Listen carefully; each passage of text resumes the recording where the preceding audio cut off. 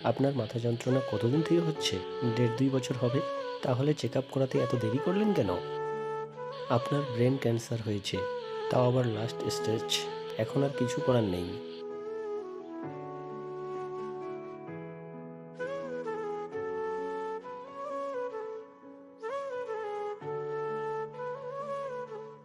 কি বললো ডক্টর? সব ঠিকঠাক আছে।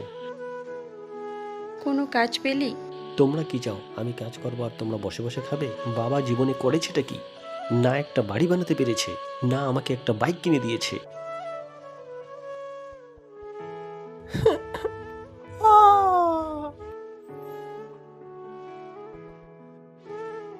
বেটা, তুই এভাবে আমাদেরকে ছেড়ে যেতে পারিস না।